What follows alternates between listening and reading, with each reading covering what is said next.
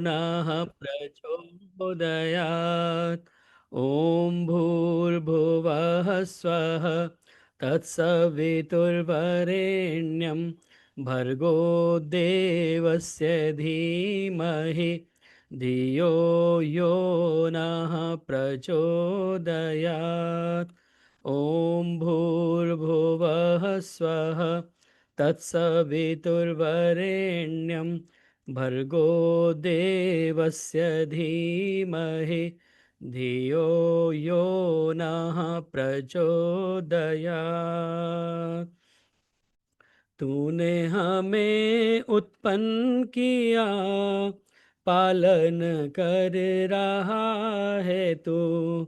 तुझसे ही पाते प्राण हम, दुखियों के कष्ट हरता है तू। तेरा महान तेज है, छाया हुआ सभी स्थान। सृष्टि की वस्तु वस्तु में हो रहा है विद्यमान। तेरा ही धरते ध्यान हम, मांगते तेरी दया। ईश्वर हमारी बुद्धि को श्रेष्ठ मार्ग पर चला। ओम भूर्भुवः स्वः तत्सवितुर्वरेण्यं भर्गो देवस्य धीमहि धियो यो नः प्रचोदयात्। ओम ओम ओम। आर्य केंद्रीय सभा नगर निगम क्षेत्र फरीदाबाद के तत्वावधान में आयोजित इस सरल सत्संग में आप सभी का हार्दिक स्वागत, अभिनंदन। आइए आज विशेष रूप से महर्षि स्वामी दयानंद सरस्वती निर्वाण दिवस के उपलक्ष्य में आज का कार्यक्रम केंद्रित रहेगा।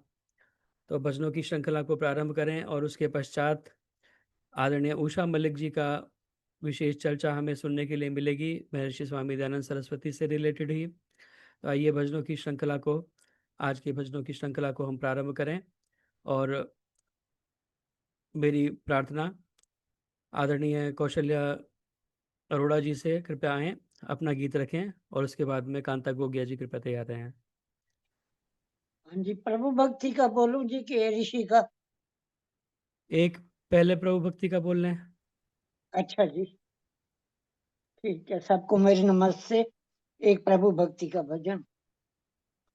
चाहे भंवर हो चाहे पहाड़, चाहे नगर हो चाहे उजाड़, बड़ा सुख लाती है तेरी दया प्रभु, दुखों से बचाती है तेरी दया प्रभु।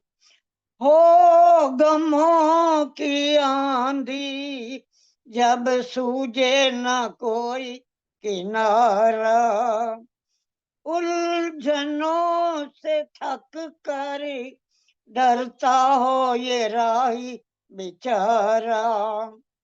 संकट की घड़ियों में धीरज बंधाती है तेरी दया प्रभु, दुखों से बचाती है तेरी दया प्रभु। चाहे भंवर हो चाहे उजा पहाड़, चाहे नगर हो चाहे उजाड़, बड़ा सुख लाती है तेरी दया प्रभु, दुखों से बचाती है तेरी दया प्रभु।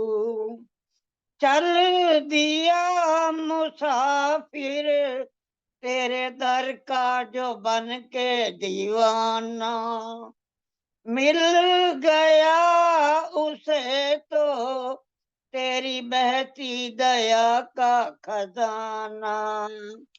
दूर करे सब कांटे फूलों पे चलाती है। तेरी दया प्रभु दुखों से बचाती है।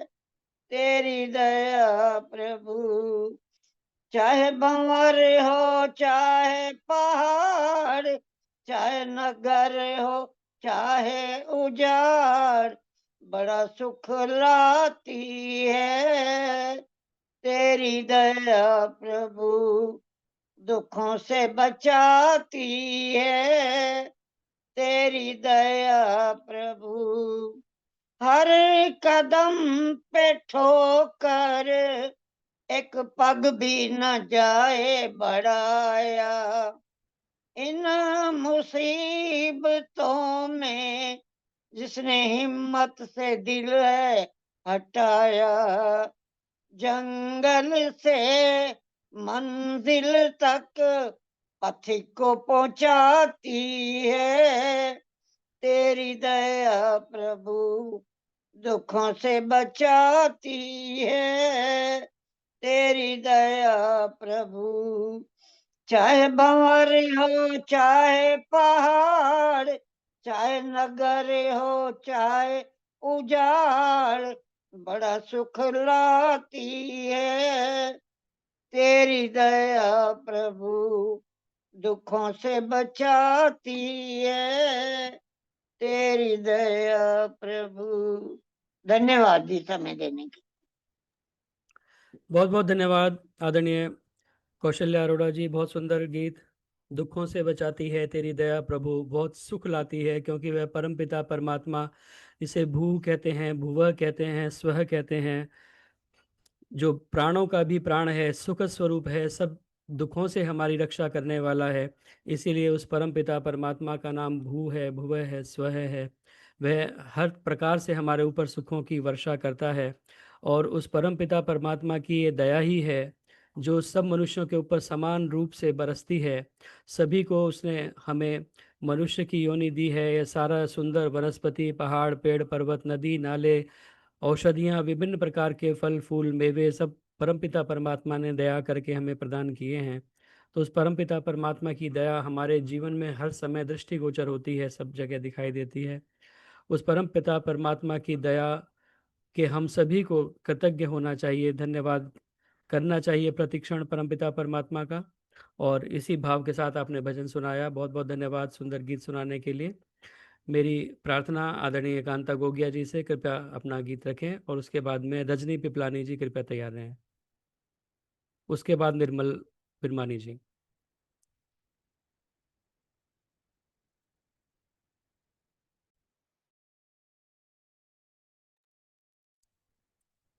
हाँ जी, रजनी सब भाई पिपलानी। बहनों को सादर नमस्ते। एक छोटा सा प्रभु भक्ति का गीत है। मन को निर्मल बना, अपना मस्तक झुका, जगत माता आज मैं ध्यान तेरा लगाता। पत्ते पत्ते में तेरा पता है, कौन कहता है तू लापता है। सच्चा साधक तुझे ज्ञान के नेत्र से देख पाता। आज मैं ध्यान तेरा लगाता। मन को निर्मल बना और मस्तक झुका, जगत माता आज ध्यान मैं तेरा लगाता। कैसी शीतल पवन बह रही है, भक्त के कान में कह रही है। जीव कुछ होश कर क्यों उसे भूल कर कष्ट पाता। आज ध्यान मैं तेरा लगाता। मन को निर्मल बना और मस्तक झुका, जगत माता आज मैं ध्यान तेरा लगाता। वे विधाता सकल सुख प्रदाता, क्यों तू उसकी शरण में ना आता। भाग्यशाली है वो पुण्य की पूंजी जो है कमाता। आज मैं ध्यान तेरा लगाता, मन को निर्मल बना और मस्तक झुका जगत माता। आज ध्यान मैं तेरा लगाता, पाप कर्मों से मन को हटा लो, पाल वैष्णव से जीवन बचा लो। कैसी अद्भुत आहा प्रेरणा दे रहा दिव्य दाता। आज ध्यान मैं तेरा लगाता, मन को निर्मल बना और मस्तक झुका जगत माता। आज मैं ध्यान तेरा लगाता, आज मैं ध्यान तेरा लगाता। धन्यवाद जी, समय देने के लिए जितेंद्र जी, बहुत बहुत धन्यवाद। बहुत बहुत धन्यवाद आदरणीय कांता गोगिया जी, बहुत सुंदर पाल जी का आपने गीत सुनाया। आज मैं ध्यान तेरा लगाता, मन को निर्मल बना, क्योंकि मन जब तक निर्मल नहीं होगा उस परमपिता परमात्मा का ध्यान लगेगा नहीं। कहते हैं कबीरा मन निर्मल भया जैसे गंगा नीर, पाछे पाछे हरि फिरे कहत कबीर कबीर। तो जब मन हमारा निर्मल हो जाता है, निर्मल मन जन सो मोहि पावा, मोहि कपट छल छिद्र ना पावा। तो मन को निर्मल अगर हम करें तो परमपिता परमात्मा का ध्यान निश्चित रूप से हमारा लगता है, और परमपिता परमात्मा का ध्यान लगेगा तो हमारा जीवन सुंदर बनेगा। उस परमपिता परमात्मा की ओर हम उसकी दिशा में अग्रसर होने का प्रयास करें। बहुत बहुत धन्यवाद सुंदर गीत सुनाने के लिए। मेरी प्रार्थना आदरणीय रजनी पिपलानी जी से, कृपया आएं और अपना गीत रखें। उसके बाद निर्मल विरमानी जी।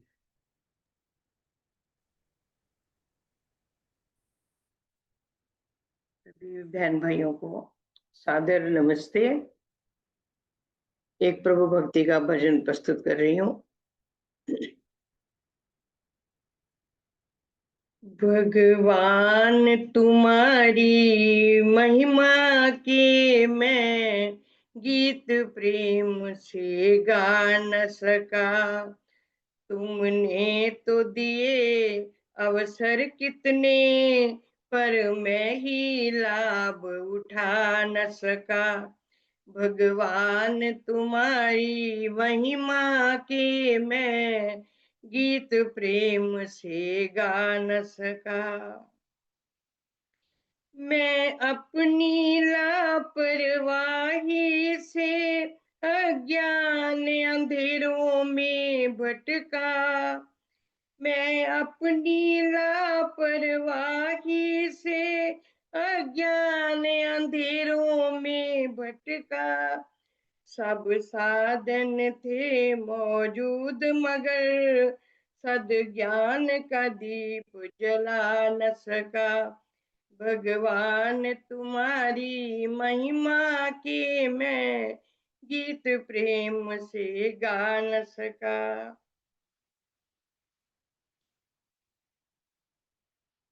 इतने उपहार दिए तुमने जिनको मैं गिना नहीं सकता। अफसोस फटी झोली अपनी सब पाकर भी कुछ पा न सका। भगवान तुम्हारी महिमा के मैं गीत प्रेम से गा न सका। जीवन की उजली चादर को हर रोज अनेकों दाग लगे। जीवन की उजली चादर को हर रोज अनेकों दाग लगे। भगवान भजन के साबुन से चादर के दाग मिटा न सका। भगवान तुम्हारी महिमा के मैं गीत प्रेम से गा न सका।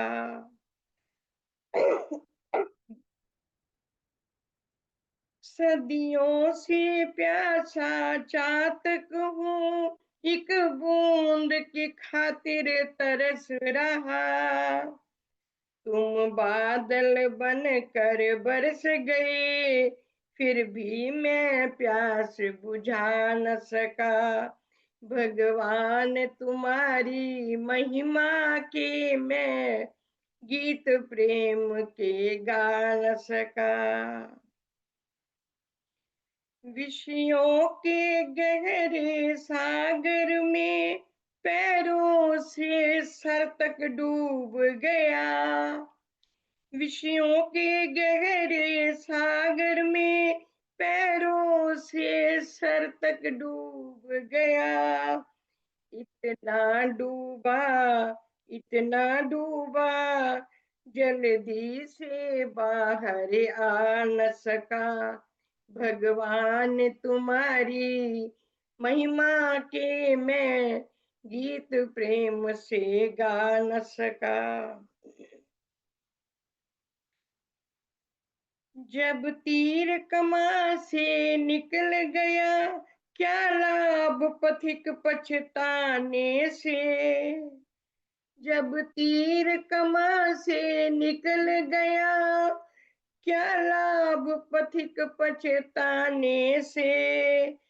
तप त्याग तपस्या के द्वारा बिगड़ी तस्वीर बना न सका।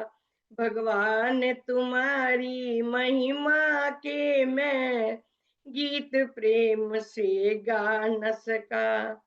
तुमने तो दिए अवसर कितने, पर मैं ही लाभ उठा न सका। पर मैं ही लाभ उठा न सका। धन्यवाद जितेंद्र जी, समय देने के लिए बहुत बहुत धन्यवाद। बहुत बहुत धन्यवाद आदरणीय माता रजनी विप्लानी जी। बहुत सुंदर गीत भाव के साथ आपने सुनाया। परमपिता परमात्मा हमें अनेकों अवसर देते हैं और हम कई बार उसका लाभ नहीं उठा पाते, लेकिन आप ऐसा नहीं कह सकते। आप तो बहुत मधुर प्रेम से ईश्वर के गीत आपने बहुत सारे गाए हैं, तो ऐसा नहीं है। परमपिता परमात्मा के सुंदर गीत हम सभी गाया करें, उसके प्रेम में मग्न होकर के गाया करें, क्योंकि परमपिता परमात्मा ने हमें ये सारा सुख सुविधाएं, सब कुछ, धन ऐश्वर्य, इतना सुंदर वातावरण दिया है। सबसे सुंदर यह मनुष्य का तन हमें परमपिता परमात्मा ने दिया है। यह दुर्भाग्य ही होगा यदि हम ये सब अवसर को पाकर के भी उस परमपिता परमात्मा के सुंदर गीत ना गा पाएं। अपाम मध्य तस्थिवांसम तृष्णा विदत जरितारम। अगर हम कहते हैं कि जल के सरोवर के पास रहकर भी अगर मछली प्यासी रह जाए तो यह मछली का दुर्भाग्य ही होगा, क्योंकि परमपिता परमात्मा ने तो सारी कुछ सुख सुविधाएं, सारा सुंदर वातावरण हमें बना करके दिया है। तो आइए हम उस परमपिता परमात्मा के सुंदर गीत, धन्यवाद के गीत, उसके कृतज्ञता को दर्शाने वाले गीत, उस परमपिता परमात्मा से सुंदर प्रार्थनाएं किया करें, उसके सुंदर गीतों को गाया करें, उसकी स्तुति करें जिसने सुंदर सृष्टि को रचा है, कितनी मनमोहक सृष्टि को रचा है। तो उस सृष्टि का वर्णन करें, परमात्मा के गुणों का वर्णन करें, परमात्मा के भक्ति के मधुर गीत गाया करें। बहुत बहुत धन्यवाद सुंदर गीत सुनाने के लिए। मेरी प्रार्थना आदरणीय निर्मल विरमानी जी से, कृपया आएँ और महर्षि स्वामी दयानंद सरस्वती से संबंधित अपना गीत सुनाएं। उसके बाद में सुदर्शन चौधरी जी कृपया तैयार रहें। सभी को सादर नमस्ते जी। सभी को दिवाली की बहुत बहुत शुभकामनाएं। आइए ऋषि को समर्पित निर्वाण दिवस हम आज मना रहे हैं। ऋषि को समर्पित एक गीत। जग में वेदों की जब तक निशानी रहे, महर्षि की अमर ये कहानी रहे, कहानी रहे। प्यारा ऋषिवर प्यारा, प्यारा ऋषिवर प्यारा। और जग में वेदों की जब तक निशानी रहे, मैं ऋषि की अमर ये कहानी रहे। प्यारा ऋषिवर प्यारा, प्यारा ऋषिवर प्यारा। ऋण इतने हैं ऊपर हमारे, आसमां में नहीं है सितारे। ऋण इतने हैं ऊपर हमारे, आसमां में नहीं है सितारे। जन्म 100 बार हो, ऋण से ना पार हो। जन्म 100 बार हो, ऋण से ना पार हो। याद उनकी सदा मेहरबानी रहे, मेहरबानी रहे। प्यारा ऋषिवर प्यारा, प्यारा ऋषिवर प्यारा। रात को भी न निद्रा में सोया, दीन दुखियों के दुख में था रोया। रात को भी न निद्रा में सोया, दीन दुखियों के दुख में था रोया। थी ऋषि की पुकार, मिट दूं अंधकार। थी ऋषि की पुकार, मिट दूं अंधकार। जग में कुछ दिन जो मेरी जिंदगानी रहे, जिंदगानी रहे। प्यारा ऋषिवर प्यारा, प्यारा ऋषिवर प्यारा। और जग में वेदों की जब तक निशानी रहे, मैं ऋषि की अमर ये कहानी रहे, कहानी रहे। प्यारा ऋषिवर प्यारा, प्यारा ऋषिवर प्यारा। सत्य असत्य को तराजू पे तोला, लुप्त था वेद का भेद खोला। सत असत को तराजू पे तोला, लुप्त था वेद का भेद खोला। दे गया ग्रंथ खास हमें सत्यार्थ प्रकाश, दे गया ग्रंथ खास हमें सत्यार्थ प्रकाश। मेरे पीछे ना कोई परेशानी रहे, परेशानी रहे। प्यारा ऋषिवर प्यारा, प्यारा ऋषिवर प्यारा। छीन ली क्यों दिवाली ने ज्योति, छीन ली क्यों दिवाली ने ज्योति। लाख मोती नहीं ऐसा मोती, लाख मोती नहीं ऐसा मोती। कर गया है वो काम रहे ब्रजपाल नाम, कर गया है वो काम रहे ब्रजपाल नाम। गंगा जमुना में जब तक के पानी रहे, हाँ पानी रहे। प्यारा ऋषिवर प्यारा, प्यारा ऋषिवर प्यारा। और जग में वेदों की जब तक निशानी रहे, महर्षि की अमर ये कहानी रहे, कहानी रहे।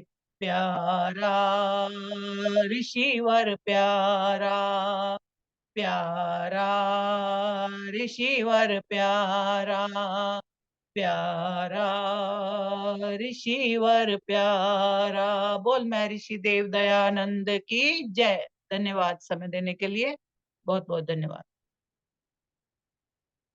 बहुत बहुत धन्यवाद आदरणीय निर्मल विरमानी जी, बहुत सुंदर महर्षि का गीत आपने सुनाया। जग में वेदों की जब तक निशानी रहे, महर्षि की अमर ये कहानी रहे। क्योंकि जब तक जग में वेदों का यह ज्ञान रहेगा, उस महर्षि को हम हमेशा कृतज्ञता के साथ में याद करेंगे, जिस महर्षि ने इन वेदों को पुनर्उद्धार किया। क्योंकि लोग वेदों को भूल गए थे और वेदों को खाली रोली चावल चढ़ाने का एक ग्रंथ लोगों ने मान लिया था कि इसको लाल कपड़े में लपेट करके रखा जाए और इसके ऊपर रोली चावल चढ़ा करके इनकी पूजा की जाए। लेकिन महर्षि ने आकर के हमें बताया कि वास्तव में ईश्वर को प्राप्त करना है, संसार के ज्ञान को प्राप्त करना है, तो वेदों की तरफ हमें लौटना पड़ेगा। वेद ही परमात्मा की वाणी है और हमारा जो पूरा ज्ञान विज्ञान है वो सारा वेदों से निकल कर के आया है। तो वेदों को पुनरुद्धार करने का, लोग कहते थे कि वेदों को तो शंखासुर नाम का राक्षस उठा करके ले गया, लेकिन महर्षि ने कहा कि तुम्हारे आलस्य और प्रमाद रूपी शंखासुर को मार करके मैंने ये वेद जर्मनी से मंगाए हैं। और उन्होंने उद्घोष दिया कि वेदों की तरफ लौटें, हम सभी वेदों की तरफ लौटें, वेदों को अपने जीवन में अपनाने का प्रयास करें। तो महर्षि को वेदों की, क्योंकि महर्षि की विशेषता एक यही रही, बहुत सारा धर्म का प्रचार और भी धर्म गुरुओं ने किया, समाज सुधार भी किया, लेकिन उनकी किसी की भी पहुंच वेदों तक नहीं थी। महर्षि की विशेषता यही रही कि उन्होंने वेदों को ही अपना आधार बनाया। और क्योंकि वेद स्वतः प्रमाण है, जो कुछ वेदों के अनुकूल दिखाई देगा वही प्रमाण की कोटि में आएगा, यह महर्षि ने स्थापित किया। तो महर्षि को आज हम याद करते हैं। जब तक वेदों की निशानी रहेगी तब तक महर्षि को भी हमेशा याद किया जाएगा। दयानंद के वचन सच्चे निभाने की करो कोशिश, जो भूले मार्ग वेदों का बताने की करो कोशिश, जो ऋण ऋषिराज का बाकी चुकाने की करो कोशिश, बनो खुद आर्य, जग को आर्य बनाने की करो कोशिश। आइए महर्षि के निर्वाण दिवस पर हम यही विचार अपने मन में रखें कि उस महर्षि का बताए हुए मार्ग पर आगे चलेंगे, गणवंतो विश्व माध्यम का स्वप्न साकार करेंगे। बहुत बहुत धन्यवाद आदरणीय निर्मल बिरवानी जी। मेरी प्रार्थना। जितेंद्र जी नमस्ते, मैं आशा रानी गाजियाबाद से बोल रही थी, समय हो तो दे दो। हाँ जी, हाँ जी। हाँ जी, सादर नमस्ते जी, बहुत बहुत सुदर्शन चौधरी जी सभी अपना गीत सभी सुनाइए। सारे जनों को मेरा सादर नमन और बहुत बहुत धन्यवाद आपका।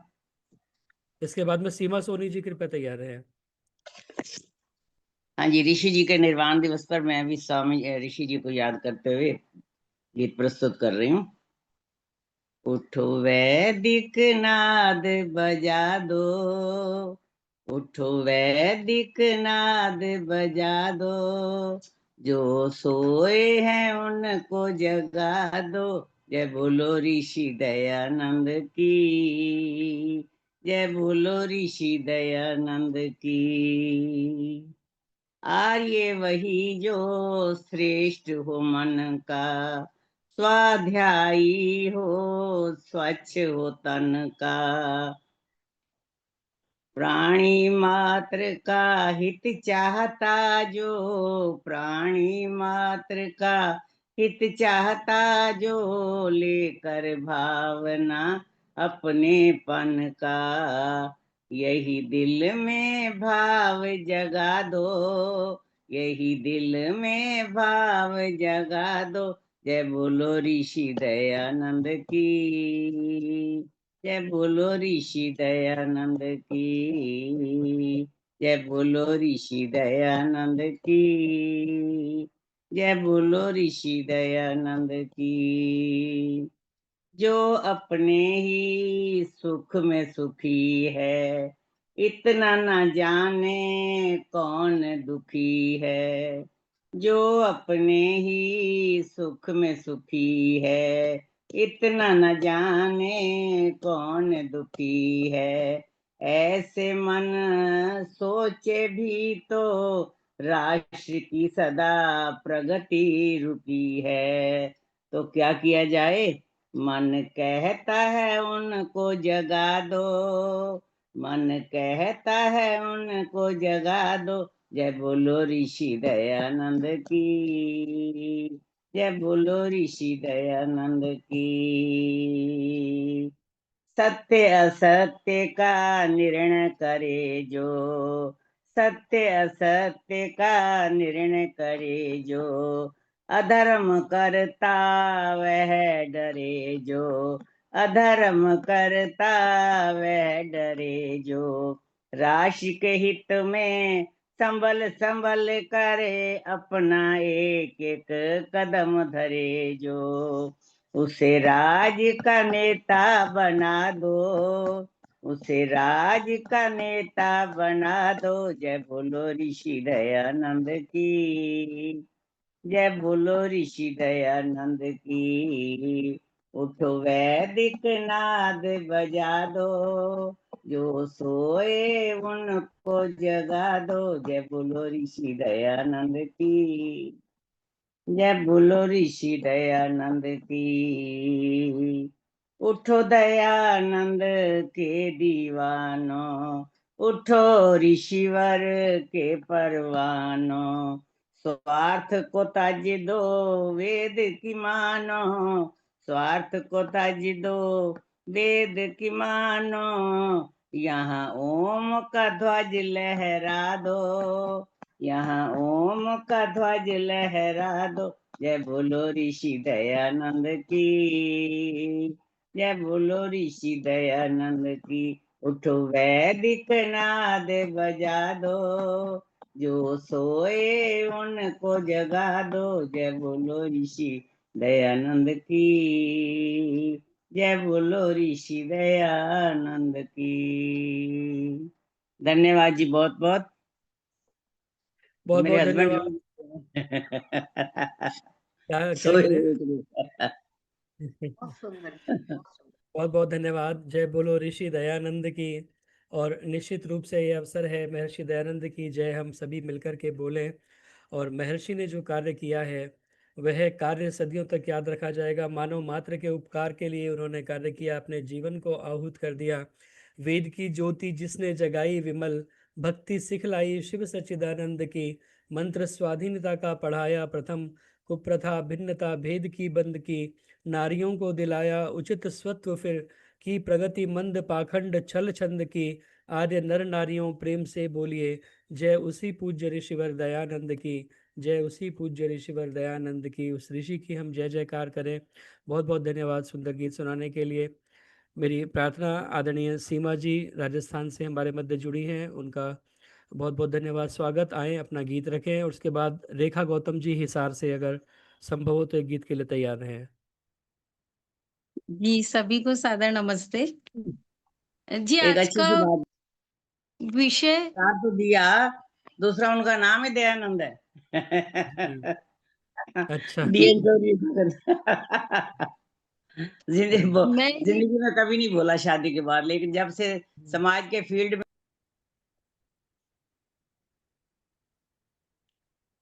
जी उनका माइक बंद हो गया। सीमा जी अपना भजन शुरू करें जी। हाँ जी जी, मैं भी एक ऋषि का ही राजस्थानी भाषा में एक भजन है वो गाऊंगी। जी खम्मा खम्मा ओ ऋषि दयानंद स्वामी, खम्मा खम्मा ओ ऋषि दयानंद स्वामी। थारो तो जस गावे सारी दुनिया, अजी हाँ सारी दुनिया। ऋषि दयानंद स्वामी, नगर टंकारा में चांद उग्यो तारा में, कृष्ण जी का घर माए उछब हुयो मूल, शंकर जी आया। खम्मा खम्मा ओ ऋषि दयानंद स्वामी। 1881 पोष पूरण मासी, माता के उदर से ऋषि जन्म लियो। ऋषि दयानंद स्वामी, शिव तेरस के जागरण में, शिव मंदिर के आंगन में, मूर्ति पर चूहो चढ़ता मूल जी देखो ऋषि दयानंद स्वामी। साचा शिव की करूं तलाश लेकर शिव दर्शन की आस, छाने ही घर सुभाग्या आधी रात ऋषि दयानंद स्वामी। वेद के प्रचार काज बनाई आर्य समाज, ऋषि मुनियारी रीत वे तो वापस ला दी ऋषि दयानंद स्वामी। चारों वेद पढ़नो संध्या हवन करणो, गायत्री का मंत्र ने सदा जपणो ऋषि दयानंद स्वामी।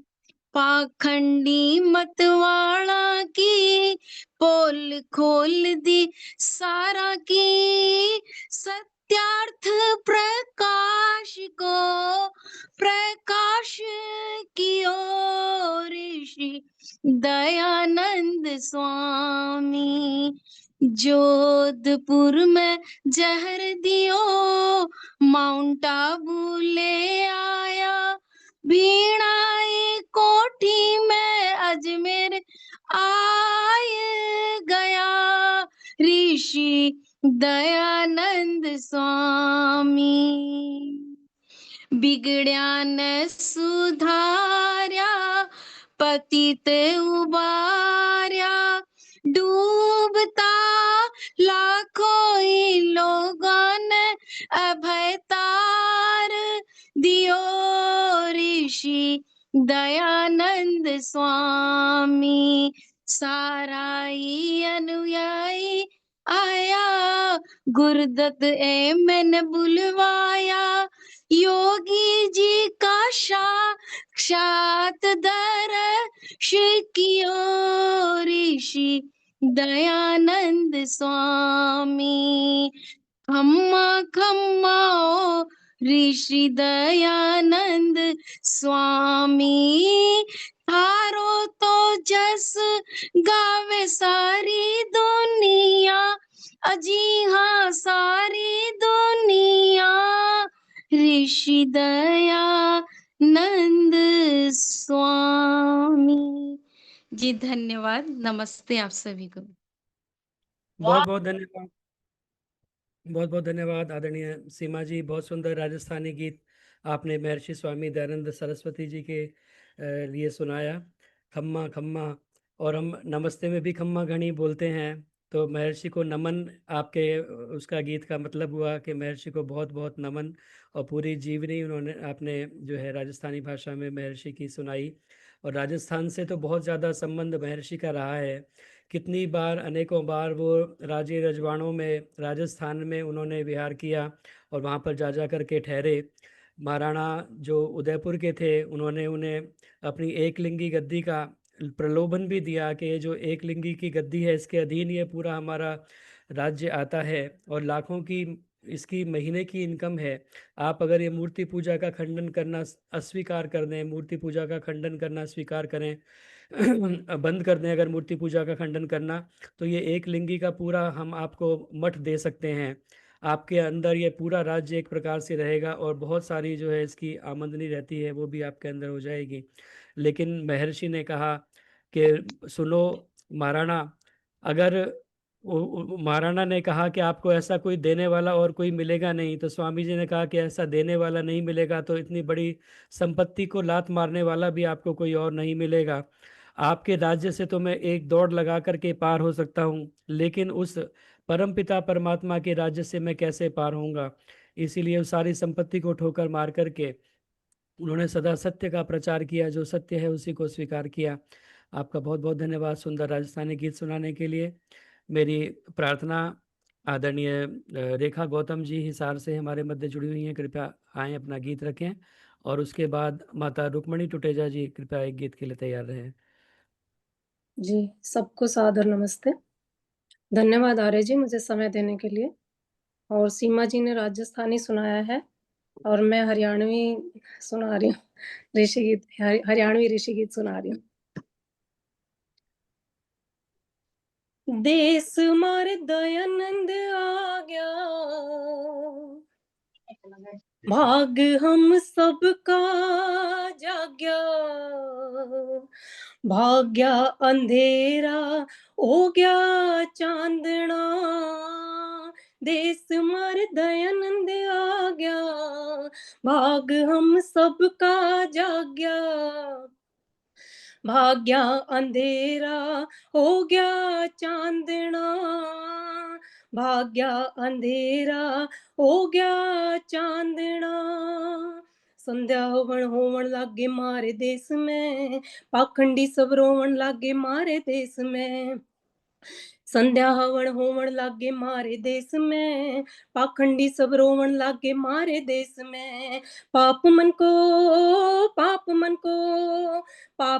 धोवण लागे मारे देश में, सच्चाई ने टोवण लागे मारे देश में, कहण लगे हाँ, कहवण लगे हाँ, कहवण लगे दयानंद आ गया, भाग हम सबका जाग्या, भाग्या अंधेरा हो गया चांदना, भाग्या अंधेरा हो गया चांदना, नारियां चुपचाप थी कुछ बोलने लगी, वेद उपनिषदों के भेद खोलने लगी, नारियां चुपचाप थी कुछ बोलने लगी, वेद उपनिषदों के भेद खोलने लगी, झूठ सच को सही सही बोलने लगी, ओम का झंडा ले घर घर डोलने लगी, देश मारे हाँ, देश मारे हाँ, देश मारे दयानंद आ गया, भाग हम सबका जाग्या, भाग्या अंधेरा हो गया चांदना, भाग्या अंधेरा हो गया चांदना, हृदय के मुरझाए फूल फेर ते खिल गए, पढ़ने के अधिकार हमने फेर ते मिल गए, हृदय के मुरझाए फूल फेर ते खिल गए, पढ़ने के अधिकार हमने फेर ते मिल गए, ढोंगी ढोंगियों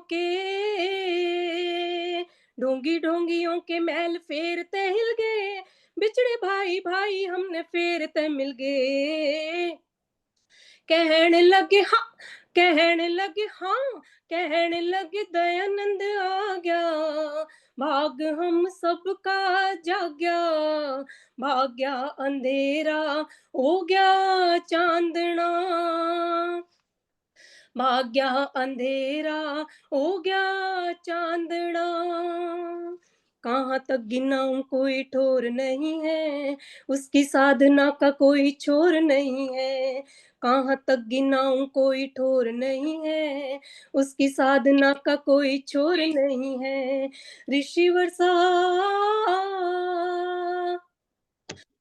वर्षा निर्मल कोई और नहीं है, उस सा दयालु और कठोर नहीं है, कहण लगे हाँ, कहण लगे हाँ, कहण लगे दयानंद आ गया, भाग हम सबका जाग्या, भाग्या अंधेरा हो गया चांदना,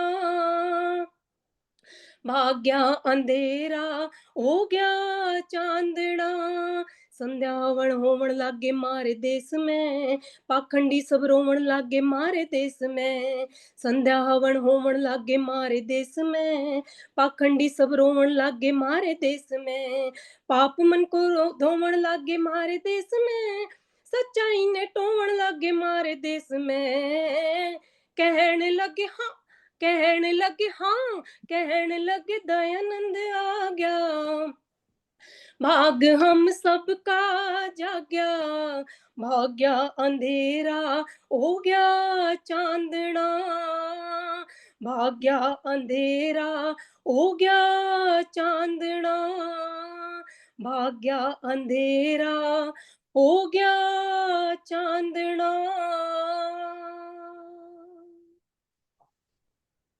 धन्यवाद आर्य जी समय देने के लिए। बहुत बहुत धन्यवाद आदरणीय रेखा गौतम जी।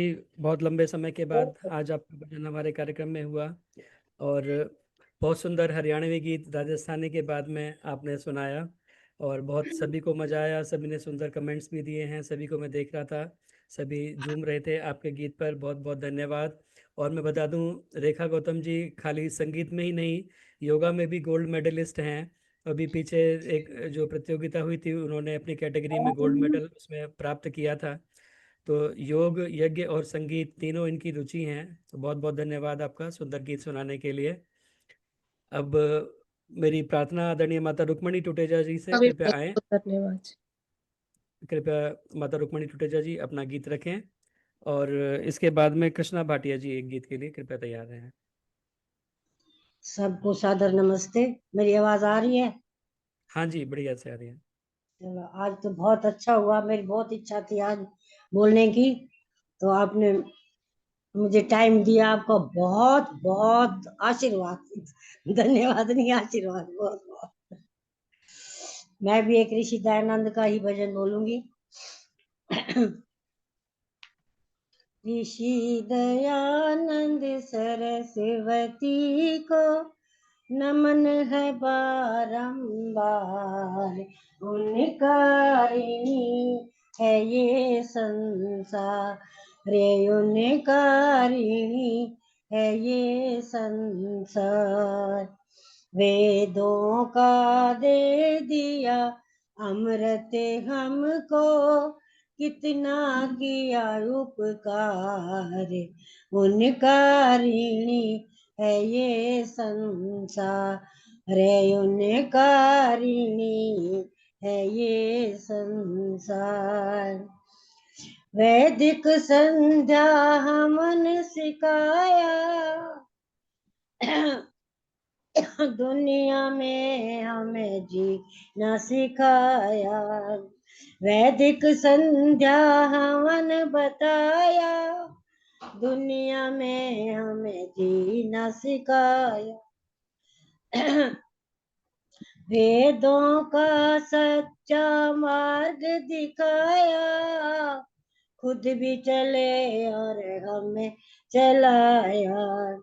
वेदों की वाणी को सुनकर मिले आनंद अपार रे, उनका ऋणी है ये संसार रे, उनका ऋणी है ये संसार।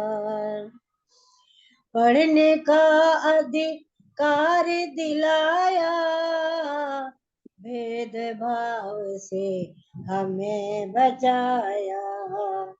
दुनिया में सम्मान दिलाया,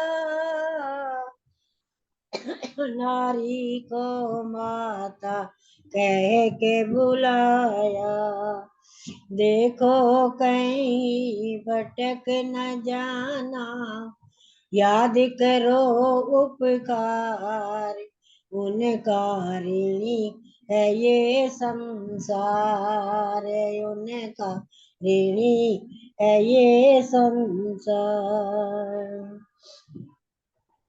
बहन और ऋषि को भूल न जाना, तुम भी अपना धर्म निभाना। तुम ही दुर्गा, तुम ही पद्मा, दिव्य गुणों से घोषित रहना। संध्या हवन करो सब मिलकर, महका दो घर बार। उनका ऋणी है ये संसार, अरे उनका ऋणी है ये संसार।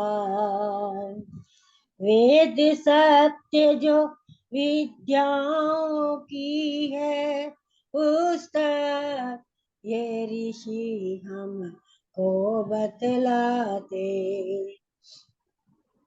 वेदों का पढ़ना और पढ़ाना, परम धर्म हमको समझाते। रक्षक बना है आर्य समाज, आर्य करो विचार, उनका ऋणी है ये संसार, उनका ऋणी है ये संसार। ऋषि दयानंद सरस्वती नमन है बारंबार, उनका ऋणी है ये संसार, ये उनका ऋणी है ये संसार। ओ बहुत बहुत धन्यवाद माता रुक्मणी टुटेजा जी। वास्तव में महर्षि स्वामी दयानंद सरस्वती का ऋणी ये संसार सदा रहेगा। जो उपकार महर्षि ने इस मानव जाति के ऊपर किए हैं, सारे संसार के ऊपर किए हैं, ऐसा कोई विषय नहीं, ऐसा कोई आयाम नहीं, ऐसा कोई क्षेत्र नहीं जो महर्षि ने अछूता रखा हो। प्रत्येक क्षेत्र में उन्होंने कार्य किया है मुमकिन गिने जाएं सहरा के जर्रे, समंदर के कतरे, फलक के सितारे, मगर नामुमकिन है गिनना उन सभी को जो एहसान है तेरे ऋषिवर ऊपर हमारे। उस महर्षि के उपकारों को गिना नहीं जा सकता। बहुत बहुत धन्यवाद आपका सुंदर गीत सुनाने के लिए। मैंने नाम अनाउंस किया था कृष्णा भाटिया जी का। कृष्णा भाटिया जी कृपया आएँ, अपना गीत रखें। और आज हमारे मध्य में आदरणीय संतोष शर्मा माता जी भी उपस्थित है। बहुत सुंदर भजन वो लिखती हैं, लेकिन मैं ध्यान नहीं रहा मुझे पहले उनका क्रम देने का, क्योंकि अब समय समाप्त हो रहा है भजनों का, तो आज उनका हम नहीं सुन पाएंगे। अगली बार फिर प्रयास करेंगे। तो अभी कृष्णा भाटिया जी कृपया अपना गीत रखें हैं।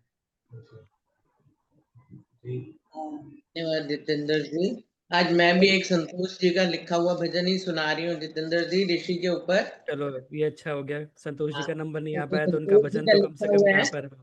हाँ जी, उनका भजन ही मैं सुना रही हूँ। आइए।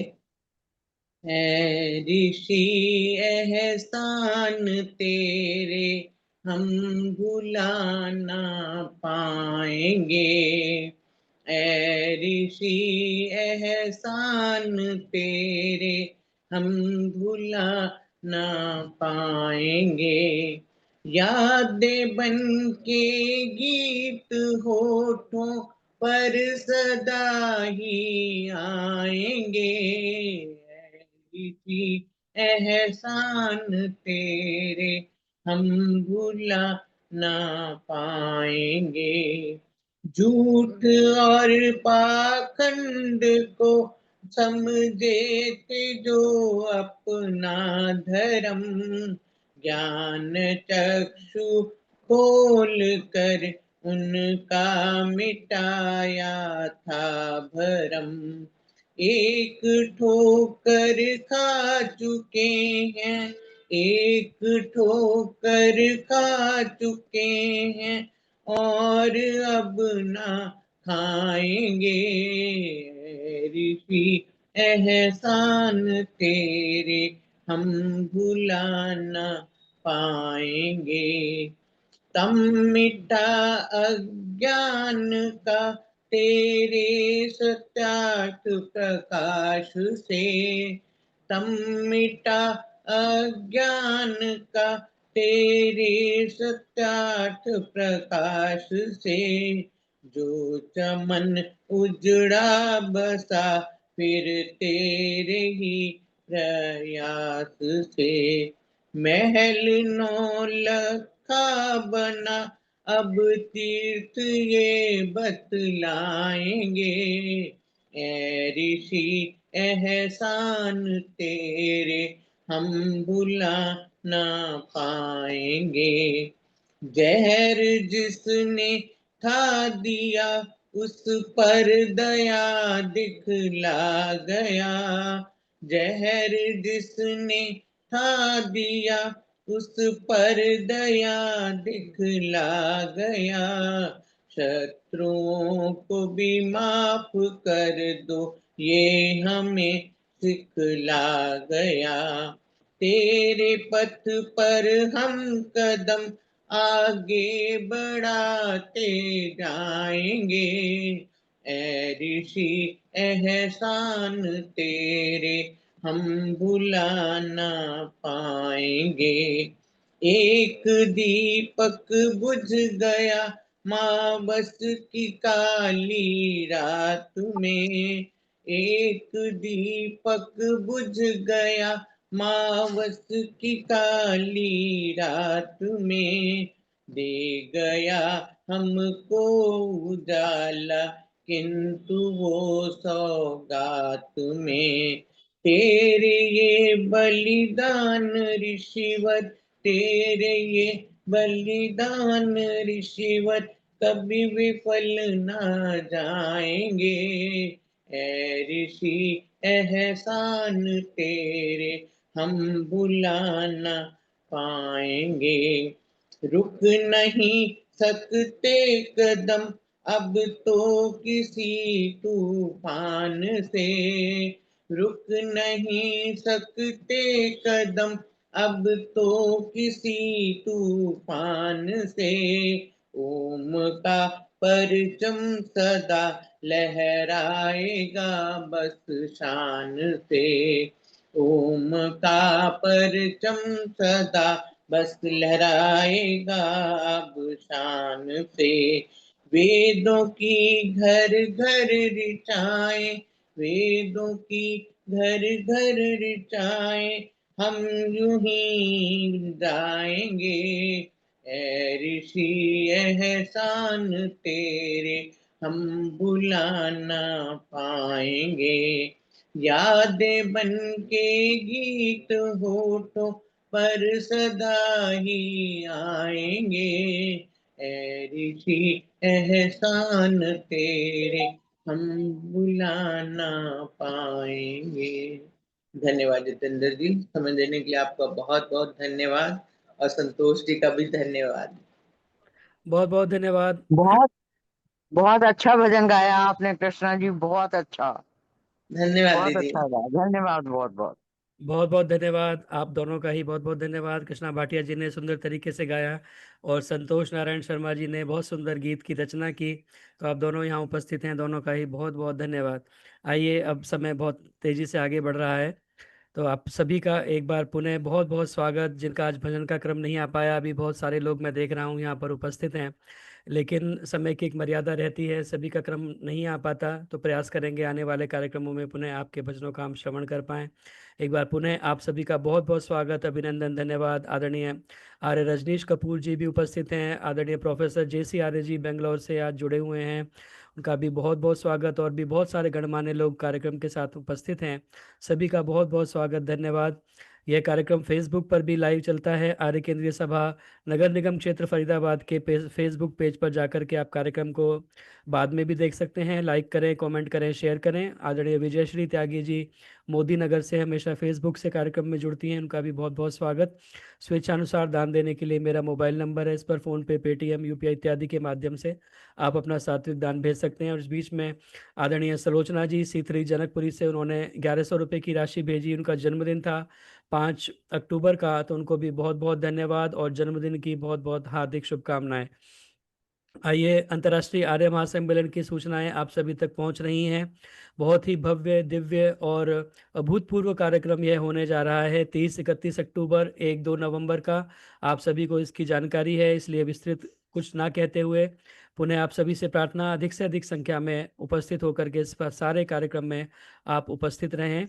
अब मैं स्वागत कर रहा हूं, हमारे मध्य उपस्थित हैं आदरणीय उषा मलिक जी, जो कि अभी जर्मनी से हमारे मध्य जुड़ी हुई हैं, और आप सभी उनको भली भांति जानते हैं। बहुत ही सरल सुंदर शैली में अपने विचारों को हम तक वो पहुंचाती हैं।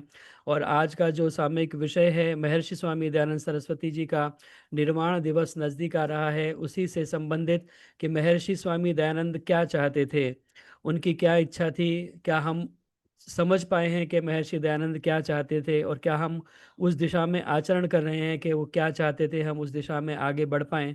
तो इस सब चर्चा को हमारे मध्य में रखेंगी। उनका बहुत बहुत स्वागत। मेरा उनसे नम्र निवेदन, कृपया आएँ और विषय के अंतर्गत अपने विचारों को रखें। आदरणीय उषा मलिक जी। ओम।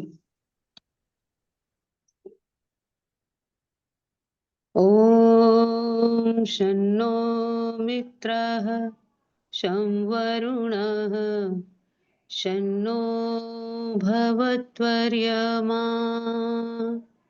शन्न इन्द्रो बृहस्पतिः शन्नो विष्णुरुक्रमः।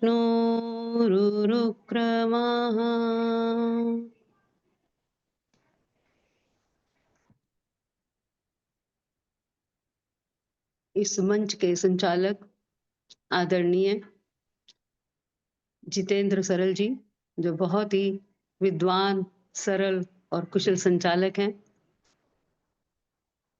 और आदरणीय उषा चित्कारा जी, शिव कुमार टुटेजा जी, यहाँ उपस्थित वंदनीय श्रद्धेय मातृशक्ति, मेरी प्यारी बहनों और भद्र पुरुषों, आज जो विषय मैंने लिया है ऋषि निर्वाण दिवस के उपलक्ष्य पर ही, कि क्या चाहते थे ऋषि दयानंद, क्यों उन्होंने आर्य समाज की स्थापना की, क्यों उन्होंने इतने ग्रंथ लिखे, भाष्य किया वेदों का, इतने कष्ट सहे जीवन में उन्होंने क्यों घर बार छोड़ा, उन्होंने आखिर क्या उनमें ऐसी भावना थी, ऐसा क्या उनके मन में था, आज हम उस पर थोड़ा सा विचार करेंगे। महर्षि दयानंद का बचपन तो जैसे सभी संपन्न घरों में बीतता है वैसे ही बीता। मैं थोड़ी सी पृष्ठभूमि में लेकर चलते हुए आगे बात बढ़ाऊंगी अपनी। जैसे सभी का संपन्न घरों में बहुत अच्छे परिवार में उनका जन्म हुआ और सही सब कुछ ठीक ठाक चल रहा था। बहुत ही अच्छा धार्मिक परिवार था। वेद का पठन पाठन होता था उनके घर में, वेद की संगीता थी उनके घर में, तो और खूब धार्मिक परिवार था उनका, और वो शिव की आराधना भी करते थे। शिव और उनकी पत्नी जो है वो वैष्णव, और दोनों इस तरह से किसी तरह से सामंजस्य बना के चल रहे थे। और ये भी सर्वविदित है कि उनके जन्मदिन पर किस तरह से उनका ये समस्या हुई कि नामकरण कैसे किया जाए, तो फिर मूल और शंकर दोनों मिलाकर उनका मूल शंकर नाम रखा गया।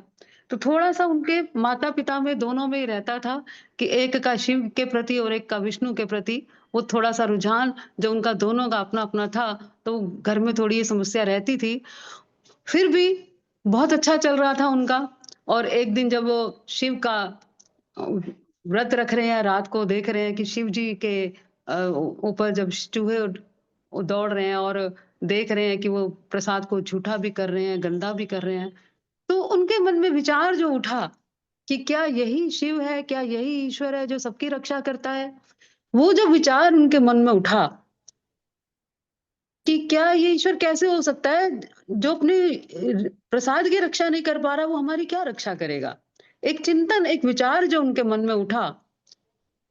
एक ऋषि बुद्धि ही ऐसे कर सकती है जिसके पिछले संस्कार इतने गहरे हों, चिंतन जिसका इतना गहरा हो, जो ये सोच पाने, सारी दुनिया सोच रही थी, देख रही थी, सारी दुनिया देख रही थी, सारी दुनिया कर रही थी, लेकिन उनके मन में ही ये विचार आया। और इसी वजह से आया क्योंकि उनके पिछले संस्कार, जैसे योग दर्शन में कहते भी हैं कि विदेह और भव प्रत्यय जो होते हैं, जिनकी बचपन से ही ऐसे होता है कि वो समाधि लगने वाली स्थिति हो जाती है, तो ऐसे जो थे वैरागी, समझ लीजिए कि संस्कार ही उनके पूर्व जन्म के इतने प्रबल थे कि उनका चिंतन जो था वो ऋषि का चिंतन था, एक लॉजिक वाला चिंतन था। उन्हें लगा कि ये ईश्वर का सच्चा स्वरूप नहीं हो सकता। तो वहीं से उनके मन में उठा ये जानना जानना उन्होंने चाहा। मैंने अभी कहा ना कि ऋषि क्या चाहते थे, उन्होंने जानना चाहा कि क्या ईश्वर का ये सत्य स्वरूप है, वो जानना चाहते थे। और फिर जब बहन की और चाचा की मृत्यु के बाद तो उनको लगा कि ये मृत्यु अगर अवश्यम भावी है तो क्या हम मृत्यु से तर नहीं सकते। तो उस मृत्यु से पार जाने का उपाय भी वो जानना चाहते थे। बहुत ही ज्यादा वो दुखी थे, बहुत ही ज्यादा व्यथित थे जब उन्होंने मृत्यु देखी अपने घर में। तो ये जो बातें थी, एक शिव का जो शिवरात्रि वाले दिन व्रत था उनका, और दूसरा घर में जो दो मृत्यु हो गई, उसने उथल पुथल मचाई। और वो जानने चाहते थे कि क्या ईश्वर का स्वरूप है, सच्चा स्वरूप है, और मृत्यु से कैसे पार पाया जा सकता है। इतनी उथल पुथल हुई कि घर वाले बांधना भी चाह रहे हैं उनको, चाहे विवाह के बंधन में वो नहीं बंध रहे। और देखिए यहाँ पर, ये देखिए सबसे बड़ी बात कि वो धुन के कितने पक्के थे।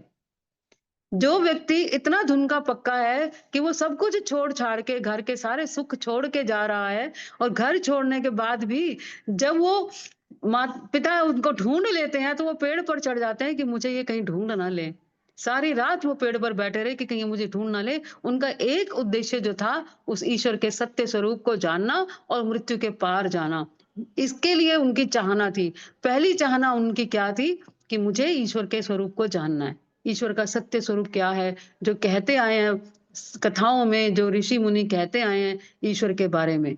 तो यहाँ से प्रारंभ होता है उनका संघर्ष, उनकी यात्रा जीवन की। और कितने कष्ट उन्होंने सहे मैं उस पर नहीं जाऊंगी क्योंकि समय आधे घंटे का होता है, तो सारी बातें हम नहीं कर सकते। तो उसमें जो उनका संघर्ष था, कैसा कैसा संघर्ष था, कितने वो व्यथित हुए जब तक वो गुरु बिरजानंद तक नहीं पहुंचे। स्वामी पूर्णानंद से उन्होंने प्रार्थना की कि मुझे संन्यास दे दीजिए क्योंकि मुझे खाना बनाना पड़ता है। और एक दूसरा डर ये था उनको कि कहीं मेरे माता पिता मुझे ढूंढ ना ले, संन्यास के विषय तो मुझे वो ढूंढ नहीं पाएंगे। फिर और जैसे ही घर से निकले थे उनका सब कुछ छीन लिया गया। फिर संन्यास लिया उन्होंने, जगह जगह उन्होंने ठोकरें खाई, कहीं भी उनको शांति नहीं मिली। और संघर्ष इतना था कि एक बार तो उनकी बलि होने वाली थी, एक बच्चे की बलि हो रही थी, लेकिन उन्होंने कहा, समझाया, नहीं माने। उन्होंने कहा अच्छा ठीक है, तुम इस बच्चे को छोड़ दो, मेरी बलि चढ़ा लो, मेरे प्राणों से अगर तुम्हें शांति मिलती है तो। और बस वो बलि होने ही वाली थी कि एकदम से ईश्वर की कृपा से वो पुलिस आ गई और वो बच गए। ऐसे ही भालू भालू का भी देख लीजिए, वो ईश्वर क्या चाहता था। कहते हैं ना, कहते हैं कि अहिंसा जिनकी प्रतिष्ठित होती है तो उनके आसपास के जो है उनके भी वैर भाव छूट जाता है। तो देखिए भालू क्या करता है, ये 2-3 दिन के भूखे प्यासे उनके मुख गिरे पड़े हैं अर्ध मूर्छित सी अवस्था में, और वो उनके मुख के ऊपर भालू जो है वो शहद का छत्ता रख के चला जाता है कि किसी तरह से इनके प्राण बच जाएं, ये इनके अंदर जीवनी शक्ति आ जाए। और फिर वो जो एक ये बात है कि किस तरह से वो बर्फीली नदी को पार कर रहे हैं तो कैसे उनके पैरों की हालत हो गई, बिल्कुल जख्मी पैर हो गए और बिल्कुल गिरने को हो गए। और तब उन्होंने एक बार तो सोचा कि मैं प्राणों का ही अंत कर दूं, लेकिन तब भी उन्हें याद आया कि नहीं, मेरा उद्देश्य क्या है, मैं क्या चाहता हूं, मैं क्या जानने आया हूं, मुझे पहले वो करना है। मैं इस तरह से डर गया तो कैसे काम चलेगा। भूख प्यास में उन्होंने कच्चे बैंगन तक खाए, क्या-क्या संघर्ष नहीं सहे उन्होंने। और वो संघर्ष अनवरत चलता रहा, चाहे कितना भी योगाभ्यास किया, कितने भी साधु संतों सन्यासियों से मिले, वो ज्ञान प्राप्त किया, लेकिन उन्हें शांति नहीं मिली। उन्हें लगा कि नहीं, अभी भी मुझे पूरा ज्ञान प्राप्त नहीं हुआ है। और कहाँ हुआ जाके उनकी शांति, कहाँ मिली उनको, कहाँ उनको विश्राम मिला, जाकर गुरु बिरजानंद के पास। और गुरु बिरजानंद ने जो उनको राह दिखाई, गुरु बिरजानंद ने जो उनको शास्त्रों के बारे में बताया कि कौन से पढ़ने लायक हैं और कौन से नहीं हैं। उन्होंने कहा सारे फेंक दो, जो जो अब तक पढ़े जो हैं तुम्हारे पास, फेंक दो उनको, एक नई स्लेट लेके मेरे पास तुम पढ़ने के लिए आओ। तो इस तरह से उन्होंने गुरु बिरजानंद के पास जो सीखा और जो वो चाहते थे वो तो मिला ही उनको, ईश्वर की साधना से भक्ति से जो उनको ध्यान समाधि लगाना शुरू हुए, वो तो उनसे उनको प्रकाश मिला ही उनको। लेकिन अब यहाँ पर जो गुरु बिरजानंद चाहते थे, जो उन्होंने गुरु दक्षिणा मांगी, उन्होंने कहा मुझे लौंग नहीं चाहिए तुम्हारे, मुझे क्या चाहिए, मुझे तुम्हारा जीवन चाहिए, क्योंकि मेरा भारत बिल्कुल अंधकार में डूबा हुआ है, कुरीतियों में डूबा हुआ है, अंधविश्वास में है, पाखंड में है, बड़ी बुरी हालत है मेरे भारत की। इस भारत के लिए तुमने अपने जीवन को अर्पित करना है, मुझे तुम्हारा जीवन चाहिए। वो जो गुरु दक्षिणा दी उन्होंने, अब महर्षि दयानंद की जो चाहना थी, वो क्या चाहना थी, जो कि गुरु बिरजानंद की चाहना थी, वो अब उनकी चाहना बन गई थी। क्योंकि जो गुरु बिरजानंद चाहते थे, गुरु बिरजानंद क्या चाहते थे, समाज में जितनी भी कुरीतियां हैं, व्यक्ति के स्तर से समाज तक, समाज से फिर पूरा राष्ट्र तक, और फिर पूरे समष्टि, पूरा विश्व तक जो भी कुरीतियां हैं, जो बीमारियां हैं, जो पाखंड हैं, जो अंधविश्वास हैं, जिसमें लोग पड़े हुए थे, सामाजिक कुरीतियां थी, उनके साथ साथ जो आर्ष ग्रंथों का प्रचार प्रसार, वेदों का प्रचार प्रसार, कि सारे ग्रंथ जो हैं ये सारे मानव जाति को कहाँ लेके जा रहे हैं, वेदों के प्रचार प्रसार में, यज्ञ के प्रचार प्रसार में तुम अपना जीवन लगाओ। तो ये महर्षि दयानंद फिर उनका अंतिम लक्ष्य हुआ, और यही उनका चाहना बन गई उनकी। और उसके लिए भी उन्होंने कितने संघर्ष किए, हम सभी जानते हैं कि क्या हुआ उनके साथ, किस तरह से 17 बार उनको विष दिया गया। जैसे अभी आप बता भी रहे थे कि कितने प्रलोभन दिए गए। उनको कहा गया कि एक लिंगी की गद्दी आपको मिलेगी, सारा धन संपत्ति, सारा ऐश्वर्य आपको मिलेगा। लेकिन उन्होंने कहा नहीं, मैं जो सत्य है मैं वही बोलूंगा, मैं पीछे नहीं हटूंगा। मेरी उंगलियों की बत्तियां बनाकर भी अगर जला दोगे ना, तो भी मैं पीछे नहीं हटूंगा सत्य से। और इसीलिए उन्होंने सत्यार्थ प्रकाश भी लिखा। तो वो सत्य से पीछे ना हटना, मानव जाति को सत्य के प्रति ही जागृत करना कि सत्य क्या है और असत्य क्या है, ये बताना, ताकि मानव जाति का उत्थान हो सके। इसके लिए पूरा प्रयास किया। और क्योंकि वो ईश्वर के साथ जुड़ गए थे, क्योंकि उन्हें ये पता चल गया था कि मैं जो आत्मा हूं, ये मेरा शरीर और मन इससे बिल्कुल अलग है। ये साधना से समाधि में जाकर ही संभव हो पाता है, जब विवेक ख्याति जब मिलती है। और इसीलिए जब अंतिम समय में किसी ने पूछा उनसे कि आपको बहुत कष्ट हो रहा होगा, तो उन्होंने कहा शरीर को कष्ट हो रहा है, मैं तो ठीक हूं, बिल्कुल मेरे शरीर को कष्ट हो रहा है। तो देखिए कितना उनके अंदर ये जागृति थी अपने प्रति, अपनी आत्मा के प्रति और ब्रह्म परमात्मा के प्रति कितनी जागृति थी। और ये जो जागृति थी, यही उनको अभयता की ओर लेके गई, निर्भयता की ओर लेके गई कि मैं सत्य को बिल्कुल नहीं छोड़ूंगा। और इसीलिए उन्होंने सत्य का प्रचार प्रसार किया। कितने षड्यंत्र रचे गए उनके खिलाफ। एक वेश्या को बिठा दिया गया उनके कमरे में ताकि उनको बदनाम कर दिया जाए। और जब वो ध्यान से आंखें खोलते हैं तो क्या बोलते हैं कि हाँ माँ बताइए आपको क्या चाहिए। और उस वेश्या के मुंह से नेत्रों से आंसू आने लग गए कि मैं तो क्या सोच के गई थी, और ये देखो ये समाधि में लीन महापुरुष और मुझे माँ कह के पुकार रहा है। कितने ही लोगों का जीवन उन्होंने बदल दिया, अमी चंद का, श्रद्धानंद का। और जो हमारा स्वतंत्रता का संग्राम था, उसके पीछे भी उन्हीं का हाथ था। तो क्या नहीं किया उन्होंने। व्यक्ति के स्तर पर उन्होंने क्या कहा, व्यक्ति के स्तर पर ये बोला कि तुम्हें कैसे जीवन जीना है, अपने बच्चों को कैसे बनाना है, बच्चों के प्रति तुम्हारा क्या कर्तव्य है, पत्नी का पति के प्रति क्या कर्तव्य है, पति का पत्नी के प्रति क्या कर्तव्य है, और बच्चों का माता पिता के प्रति क्या कर्तव्य है, गुरु और शिष्य का क्या आपस में संबंध होना चाहिए। ये व्यक्ति के स्तर पर उन्होंने जो बताया, और उसके बाद वो समाज में कि राजा जो है वो कैसे शासन करे, वो प्रजा का कैसे ध्यान रखे, ये सारी बातें जो उन्होंने लिखी, सारी बातें जो उन्होंने बताई, गुरुकुल की स्थापना की बात की, शिक्षा की बात की, भाषा की बात की, यज्ञ की बात की, गौरक्षा की बात की, और जो पाखंड थे ज्योतिष के, उसके प्रति लोगों को अब जागृत किया। एक एक बात के लिए लोगों को उन्होंने सचेत किया कि देखो तुम इन बातों में मत पड़े रहो। उन्होंने कहा जो हमारे वैदिक धर्म में जो खरपतवार आ गई है वो सब बाहर करो। ये मूर्ति पूजा भी बाद में आई। उन्होंने सब लोगों को समझाया, बहुत लोगों को बताने का प्रयास किया, और कुछ लोग तो उनके बिल्कुल विरुद्ध हो गए, कई लोग तो मारने को भी दौड़े उनको। कितने लोगों से उन्होंने अपने प्राण बचाए, लेकिन वो डरे नहीं, बिल्कुल भी नहीं डरे। और मुझे लगता है कि हम लोगों में से कुछ लोग भी अगर कुछ अंश तक भी निर्भयता हमारे अंदर आ जाए, और उनके कहते हैं वो मधुरता भी थी उनमें, जो मधुरता थी और जो आवाज में जोश था, जो बुलंदी थी, वो दोनों साथ साथ चलती थी। तो हमारा क्या है, मधुरता भी हो, हम लोगों को सचेत तो करें, हम पाखंड तो हटाएं। कहते हैं ना कि हम पाखंड को हटाएं, सर्जरी तो करें, लेकिन साथ में मंडन भी करें, खंडन के साथ मंडन। उनका खंडन के साथ मंडन भी होता था। और देखिए कितने लोगों को वो साथ लेकर चल दिए, कितने लोगों को। तो वो जो चाहते थे उन्होंने अपने जीवन में, जितना भी जीवन ईश्वर ने उन्हें दिया, उस जीवन में उन्होंने पूरा करके दिखाया। चाहे वो स्वदेश के प्रति अहर्निश ज्वाला जलानी हो लोगों के मन में, प्रत्येक क्षेत्र में उन्होंने कार्य किया, क्या सामाजिक, क्या राजनीतिक, प्रत्येक क्षेत्र में उन्होंने। और धर्म के क्षेत्र में किसी भी सुधारक ने यद्यपि काम नहीं किया, चाहे राजा राममोहन राय हो, वो सती प्रथा, बाल विवाह, इनके लिए तो बात करते रहे वो, लेकिन इन्होंने जो नारी की शिक्षा की बात की, और इन्होंने जो धर्म की बात की, वेदों के धर्म की बात की कि वेदों की ओर लौटो। जो महर्षि जो स्वामी विरजानंद का जो एक उनको मिला था आदेश कि तुमने वेदों की ओर लोगों को लेके चलना है, वापस लेके चलना है।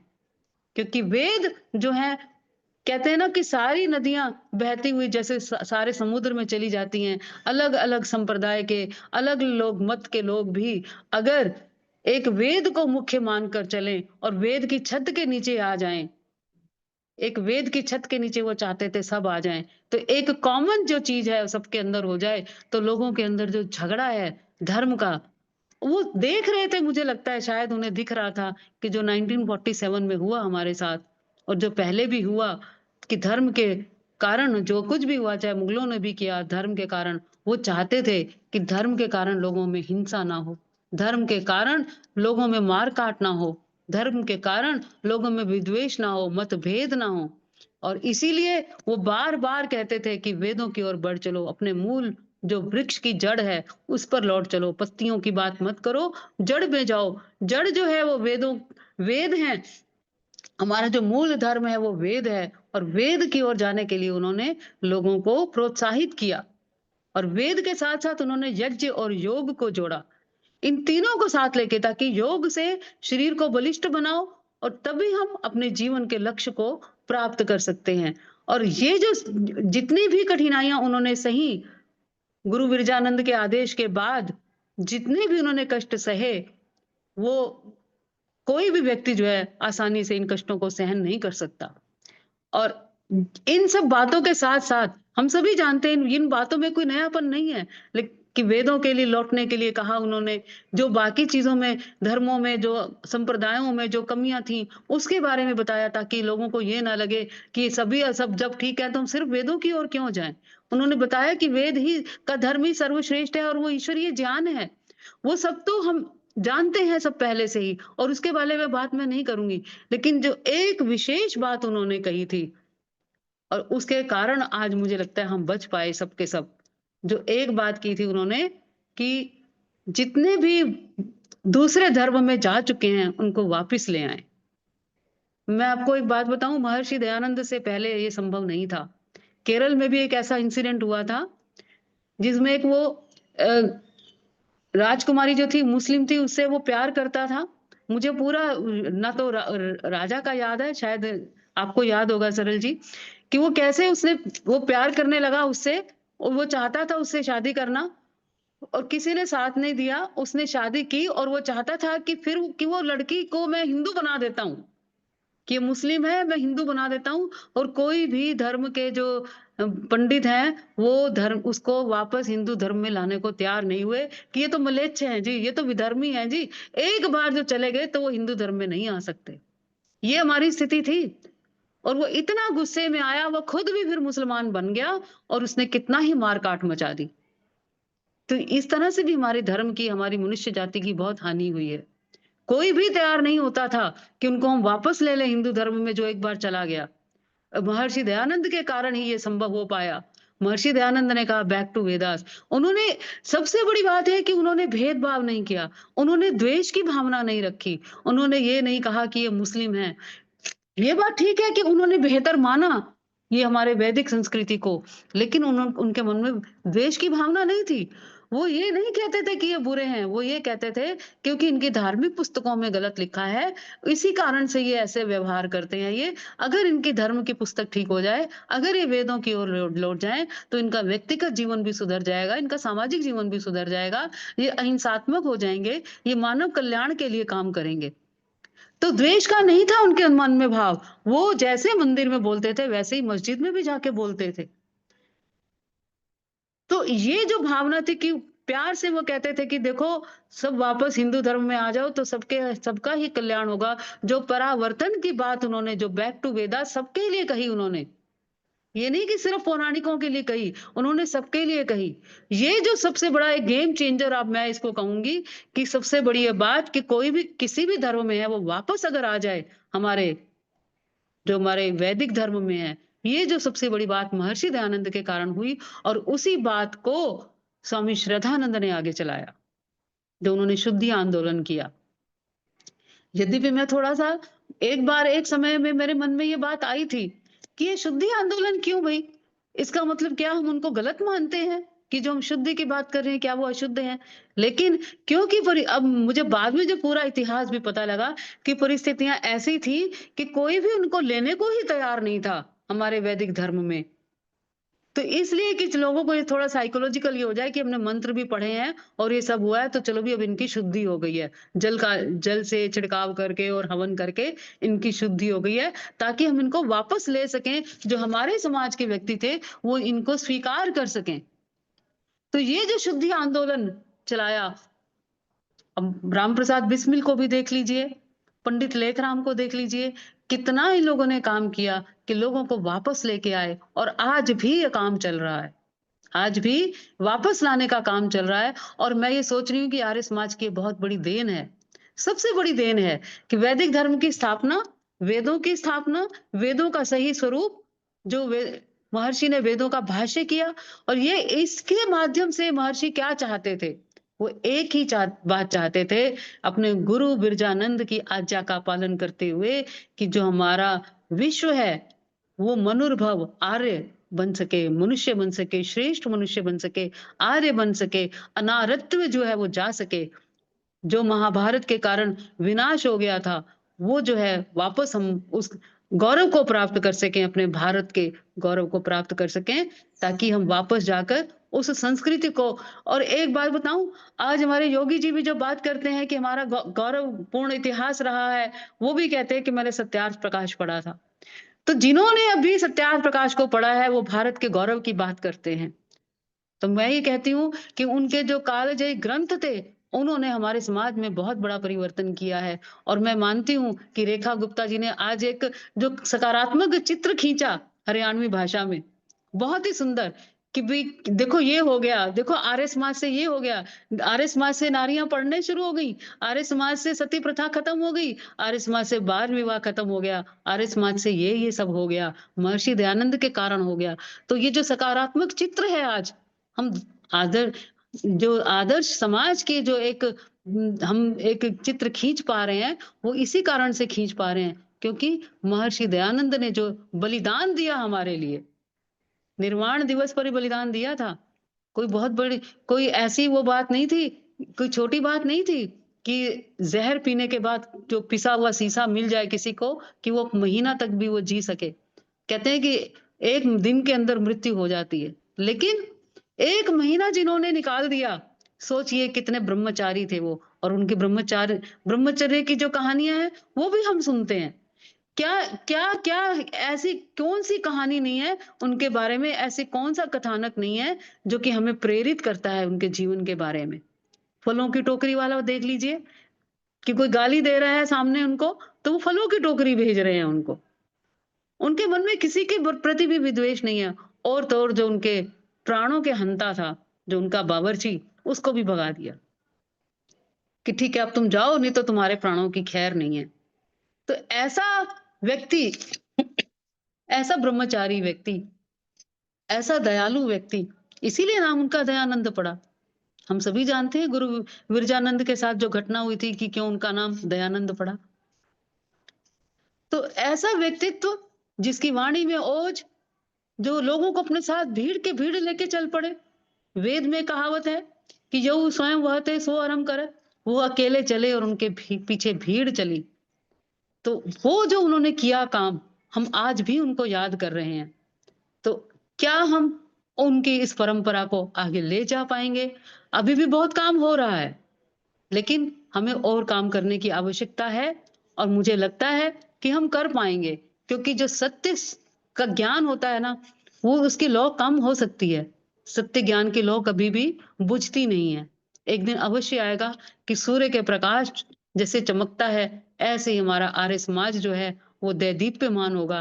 पूरे विश्व में हमारी वैदिक संस्कृति का परचम लहराएगा। और हम फिर से महर्षि दयानंद के गीत जो हम गा रहे हैं, वो आगे भी हजारों हजारों वर्षों तक उनके गीत गाएंगे और वैदिक धर्म का परचम पे लहराएंगे। तो कितने ही हमने गीत, आज तो हम महर्षि दयानंद के कहते हैं ना भजन, ईश्वर का भजन तो होता ही है, हम महर्षि दयानंद के भी भजन गाते हैं। कितने ही भजन होते हैं, और इतने अच्छे सुंदर सुंदर भजन होते हैं कि उनसे प्रेरणा मिलती है कि हम कुछ अंश में भी उनके जैसे हो सकें, उनके जैसे दयालु, उनके जैसे ब्रह्मचर्य वाले, संयम वाले, उनके जैसे ज्ञानवान, उनके जैसे पुरुषार्थी, और उनके जैसे साधना करने वाले। कि देखिए, अगर स्वामी विरजानंद को महर्षि दयानंद नहीं मिलते तो कितने बड़े थे यद्यपि स्वामी विरजानंद, लेकिन वो स्वामी दयानंद के कारण, ऋषि दयानंद के कारण उनका भी नाम हो गया। कहते हैं ना कि अगर संतान अच्छी हो तो माता पिता का नाम भी रोशन कर देती है। तो शिष्य इतने अच्छे थे कि गुरु का नाम भी उन्होंने चमका दिया। तो ऐसे हम भी चमकाएं, ऋषि दयानंद के ऐसे शिष्य बने हम कि हम चमकाएं इस संसार को, ज्ञान का प्रकाश दें। कहते हैं ना, वेदों का डंका आलम में बजवा दिया ऋषि दयानंद ने। कितना सुंदर गीत गाया है प्रदीप जी ने। और मैं तो जब उनकी वो थी ऋषि की गाथा, तो जब मुझे पता लगा प्रदीप जी ने गाई है तो मैं बड़ी ही प्रभावित हुई। मुझे उनके वैसे भी भजन बहुत अच्छे लगते हैं, जब मेरे को बहुत पहले पता लगा था कि उनकी गाई हुई है।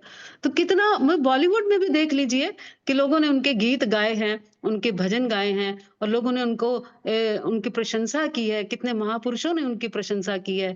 तो जो वो चाहते थे, मुझे लगता है कि जीवन काल में जो उन्होंने किया, जो कुछ उन्होंने किया, मुझे लगता है कि वो उन्होंने पाया। अब आगे हमारी जिम्मेदारी है कि हम उस बात को आगे बढ़ा सकें।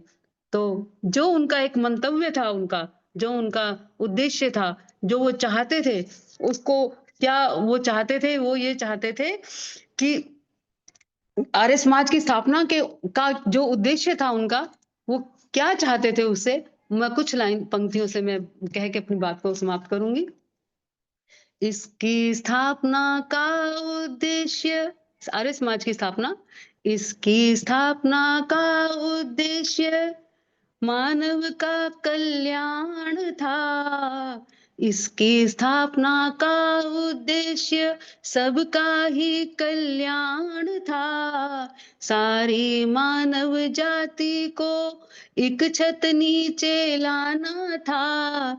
धर्म के पीछे ना हो हिंसा, धर्म के पीछे ना हो हिंसा, इस भावना से प्रेरित था। आओ ऋषि दयानंद का संदेश जग में फैलाएं, सच्चे ईश्वर का स्वरूप सबको मिलकर समझाएं। वेद और यज्ञ को अपना कर हम सब आर्य बन जाएं। वेद और यज्ञ को अपना कर हम सब आर्य बन जाएं। तो महर्षि दयानंद जो चाहते थे, तो एक बात कि आर्य, ओम हमारा देव हो। क्या कहते हैं? ओम हमारा देव हो, वेद हमारा धर्म हो। हमारा देवता कौन हो? एक एकेश्वरवाद की स्थापना की थी उन्होंने कि ओम हमारा देव हो, वेद हमारा धर्म हो, आर्य हमारा जीवन हो और सत्य हमारा कर्म हो। तो इस भावना को लेकर हम चलें, जो महर्षि दयानंद चाहते थे कि हम उनके पद चिन्हों पर चलें, जो उनकी आहुति हुई, जो उन्होंने बलिदान दिया, ताकि हम उस बलिदान को ये समझ सके कि जो उनका बलिदान हुआ है वो व्यर्थ ना जाए। हम उनके जीवन के पद चिन्हों पर चलते हुए, पूरा तो हम नहीं कर सकते जितना वो साधना करते थे, जिस तरह से वो ब्रह्मचर्य का उनका जीवन था, लेकिन हम जितना भी कर सकते हैं, वो एक सूर्य जैसे थे, तो हम दीपक बनकर ही सही हम कार्य करते रहें। तो एक दिन अवश्य आएगा कि पूरे विश्व में वैदिक धर्म की स्थापना होगी। तो जो वो चाहते थे उस बात को हम पूरा कर सकेंगे, हम सब मिलकर पूरा कर सकेंगे। तो इस तरह से हम उनको श्रद्धांजलि अर्पित करते हैं और मैं अपनी वाणी को विराम देती हूँ। आप सबका बहुत बहुत धन्यवाद। आपकी आभारी हूँ कि आपने मुझे समय दिया, आप सबने ध्यान से सुना। ओम। ओम। बहुत बहुत धन्यवाद आदरणीय उषा मलिक जी। बहुत सुंदर चर्चा आपने महर्षि स्वामी दयानंद सरस्वती जी के निर्वाण दिवस के उपलक्ष्य में उसी से संबंधित विषय लेते हुए कि महर्षि दयानंद क्या चाहते थे, उनके जीवन में विभिन्न प्रकार की घटनाएं आई, उतार चढ़ाव आए, उनका उद्देश्य क्या था, आर्य समाज को बनाने का उनका उद्देश्य क्या था, इस प्रकार की पूरे संघर्ष को सहन करने का, कष्टों को सहन करने का, और क्यों उन्होंने अपने जीवन की आहुति दी। आइए हम भी उसी भावना को अपने हृदय में भरते हुए उस महर्षि के ऋणों को चुका तो नहीं सकते, लेकिन प्रयास करें कि हम जितना भी उस दिशा में आगे बढ़ सकते हैं, सत्य को ऐसा सहेजा, क्रांति फूंकी थी निराली, वेद की जलती ऋचा से ज्योत जीवन की जगाली, साधना आलोक की अभिव्यक्तियों में लय हुई हो, तुम जले तो भोर आया, तुम बुझे तो थी दिवाली, तुम जले तो भोर आया, तुम बुझे तो थी दिवाली। महर्षि ने अपने जीवन को आहूत कर दिया। अमावस्या हम सभी मिलकर के मनाएंगे। एक दीपक बुझ गया दीपावली की रात में, दे गया किंतु उजाला हमको वो सौगात में। वह सभी को जगमग करके, वह महर्षि सभी के जीवन को जीवंत करके, ज्योतित करके वो महर्षि चले गए। तो आइए उनके स्वप्न को साकार करने का प्रयास करें। एक विशेष कार्य जो उनका अधूरा रह गया, जिसका उन्हें भी खुद बहुत अफसोस रहा, जब जगन्नाथ ने उन्हें विष दिया तो उन्होंने स्वयं इस बात को कहा कि तुझे नहीं पता कि तेरे इस कार्य के करने से लोकहित की कितनी हानि हुई है। क्योंकि महर्षि का वेद भाष्य का एक बहुत बड़ा कार्य था जो कि अधूरा रह गया। वो पूरा वेद भाष्य अगर कर जाते तो ये एक बहुत बड़ा कार्य जो है पूरे मानव जाति के लिए हो जाता। हमें सही सही सत्य अर्थ वेदों का पता चलता, सारे मंत्रों का। तो ये महर्षि का कार्य अधूरा रह गया। आर्य समाज के बहुत सारे विद्वानों ने इस पर कार्य किया है और इसी प्रकार हम महर्षि के स्वप्न को साकार करने का प्रयास करें। बहुत बहुत धन्यवाद आदरणीय उषा मलिक जी, कार्यक्रम में जुड़ करके इस सुंदर चर्चा को रखने के लिए, अपना समय देने के लिए। आइए अब मेरी प्रार्थना, आदरणीय उषा चित्कारा जी हमारे मध्य उपस्थित हैं, कृपया आएं, सभी का धन्यवाद ज्ञापन करें। उषा जी का भी धन्यवाद करें और सभी श्रोताओं का भी धन्यवाद करें और अपना आशीर्वाद भी दें। आदरणीय उषा चित्कारा जी। सभी को सादर वंदन। Am I audible? यस। तो आज हमने ऋषि दयानंद की गाथा सुनी और टू कैप इट ऑल, उसको बहुत सुंदर तरीके से ऋषि दयानंद क्या चाहते थे, क्या मकसद था उनका और क्या उन्होंने किया, and what he left for us to follow. Usha Malik ji ने बड़े सुंदर तरीके से उसका बखान किया। कौशल्या अरोड़ा जी ने शुरू की सत्संग की शुरुआत गायत्री मंत्र के बाद दुखों से बचाती है प्रभु तेरी दया, इसमें कोई शक नहीं, क्योंकि वो कृपा विशेष आदमियों पे करता है, दया सब पे रहती है। तो जो उसकी उपासना करते हैं, स्तुति प्रार्थना उपासना करते हैं, वो दुखों से भी बचते रहते हैं। कांता गोगिया जी ने थीम बहुत अच्छा रखा भजन का कि तू साधक बन in the true sense of the word. अपने मन को निर्मल बना और अपना मस्तक झुका। मतलब जब तक हम मस्तक नहीं झुका पाएंगे, जब तक हम सरल नहीं बन पाएंगे, जब तक हम सॉफ्ट नहीं हो पाएंगे, सोबर नहीं हो पाएंगे, नतमस्तक नहीं होंगे, तब तक हम साधक नहीं बन सकते। रजनी पिपलानी जी ने भी भगवान तुम्हारी महिमा का मैं पूरा गीत गा ना सका और इतना अच्छा प्रेशियस तूने मुझे जिंदगी दी, मैंने उसको ठीक तरह से यूटिलाइज नहीं किया, ठीक तरह से तेरी उपासना नहीं की, ये भावना प्रकट की। निर्मल जी ने बताया कि ऋषि के ऋण बहुत हैं हम पर और हम उसको चुका नहीं सकते। सुदर्शन चौधरी जी ने भी ऋषि दयानंद की सराहना की। सीमा जी ने तो अपने राजस्थानी भाषा में बहुत सुंदर बोला कि खमा खमा ऋषि दयानंद। और फिर इसको और भी ज्यादा बढ़ाते हुए रेखा गौतम जी ने, जो कि जतिंदर जी ने बताया, शी इज गिवन टू योग यज्ञ और संगीत, I am proud to listen to it, कि उन्होंने इतना सुंदर भजन गाया कि सभी को मंत्र मुग्ध कर दिया। रेखा जी ने अपने हरियाणवी गीत से क्या सुंदर लैंग्वेज में क्या सुंदर बखान किया कि भाग्य हमारा सबका जगाया, संध्या हवन होने लगे हमारे देश में, सच्चाई को डोवन लागे हमारे देश में, भाग्य अंधेरा हो गया चानना, देश हमारे दयानंद आ गया। तो मुझे तो लगता है कि हमारी सत्संग में रेखा गौतम आ गए, तो हमारा जो रेखा गौतम जी आ गई तो हमारा सत्संग भी इसी तरह चमक उठा। I give her great compliments and wish her all good luck in future also in Yaj, Yog and Sangeet. Rukmini Tuteja ने भी ऋषि दयानंद के उपकारों का बखान किया। कृष्णा भाटिया जी ने संतोष नारायण जी का गाया हुआ बनाया हुआ भजन गाया बहुत सुंदर तरीके से। उषा मलिक जी ने हमें बताया कि ऋषि दयानंद क्या चाहते थे। वो चाहते थे कि समाज का, मानव जाति का सुधार हो, उत्थान हो, सत्य का प्रचार हो और अपने धर्म में लोगों को वापस कैसे लाया जाए, इसके लिए उन्होंने अपना सारा जीवन संघर्ष भरा बिताया, क्योंकि उनके गुरु ने उनसे उनका जीवन मांग लिया। उनको ये कहा कि तुम मुझे लॉन्ग नहीं चाहिए, तुम्हारा जीवन चाहिए, ताकि मानव जाति का उत्थान हो सके। और मानव जाति के उत्थान के लिए ऋषि दयानंद ने अपना घर बार छोड़ा, सच्चे शिव की प्राप्ति करने के लिए ईश्वर का सच्चा स्वरूप हमें समझाने का प्रयत्न किया सत्यार्थ प्रकाश के थ्रू। और सत्यार्थ प्रकाश का बहुत सुंदर विवरण है। और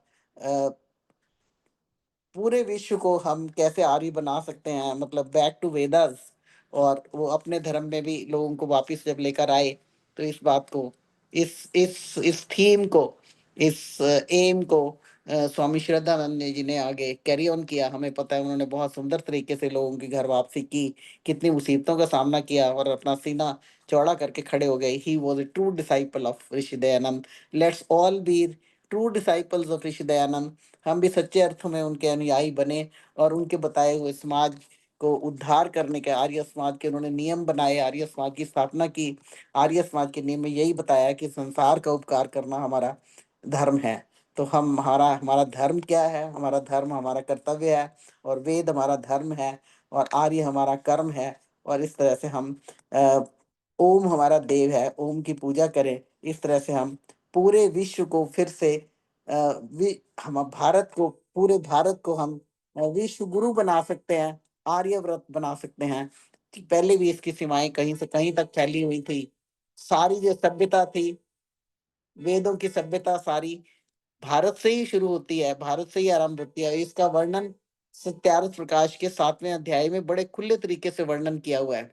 8वें अध्याय में भी यही चल रहा है। 7वें अध्याय में बहुत सुंदर विवरण है कि कैसे पूरा हमारा जो भारत है ये आर्यव्रत था। संसार में बहुत अज्ञानता थी, जो लोग आज बड़े ऊंचे स्तर पर समझे जाते हैं वो भी कहीं नहीं थे। दे वर नथिंग बिफोर इंडिया। इंडिया के जो संस्कृति थी, इंडिया का जो कल्चर था, इंडिया का जो वेदों का ज्ञान था, उसको ऋषि दयानंद फिर से उभार कर लाए। उन्होंने उसको परपेचुएट किया, पुराना जो बीच में कई कारणों से बंद हो चुका था। तो ये हमारा कर्तव्य है। इसी तरह से मैंने थोड़े से शब्दों में सम अप करने का प्रयत्न किया। It was a great life of course. Rishi Dayanand, nobody can sum it up. तो मैं इसी के साथ उषा मलिक जी का धन्यवाद करती हूँ बहुत, कि ये समय निकाल कर विदेश में होते हुए भी हमारे बीच में आकर आती हैं, बैठती हैं और बोलती हैं। और फिर बहनों ने इतने सुंदर भजन बोले। I am much impressed with these 2 songs, ये सीमा जी और रेखा गौतम जी का। और बाकी तो सब ने बहुत सुंदर ही भजन गाए, बहुत सुंदर हमेशा ही गाती हैं। इसी के साथ मैं सबको कॉम्प्लीमेंट्स देती हुई सभी को विश करती हूँ कि हम ऋषि दयानंद के बताए हुए मार्ग पर चल सकें। उनके जो काम अधूरा रह गया अभी उन्होंने और करना था, उसको हम आगे जोर शोर से आगे बढ़ाएं। उसके लिए हम अपने धर्म के पथ पर चलते रहें। इसी के साथ मैं तायल जी का धन्यवाद करती हूँ कि ऐसा सत्संग चाहते हैं, लोगों को एक गंगा में डुबकी लगवा देते हैं। इसी के साथ I wish you Jitendra ji all good luck, और सभी को बहुत बहुत धन्यवाद। दूर से जुड़े हुए सारे भाई बहनों को सभी को सादर वंदन। ओम शाम। बहुत बहुत धन्यवाद आदरणीय मैडम उषा चितकारा जी। बहुत सुंदर तरीके से आपने बहुत थोड़े शब्दों में ही सारे कार्यक्रम को समाप्त किया। सारे भजनों को आप बहुत ध्यान से सुनती हैं, सारे गीतों को और पूरे कार्यक्रम को, और उसका निचोड़ हमें पूरा एक थोड़े से ही समय में सारा वो संभव कर देते हैं। तो आपका भी बहुत बहुत धन्यवाद। पूरे कार्यक्रम में दत्तचित्त होकर के आप सुनती हैं और अपना आशीर्वाद देती हैं। आपका बहुत बहुत धन्यवाद। आइए अब शांति पाठ करके आज के कार्यक्रम को हम समापन करें 1-2 मिनट के लिए। उसके बाद में मंच खुला रहेगा अनौपचारिक चर्चा के लिए। शांति पाठ करें।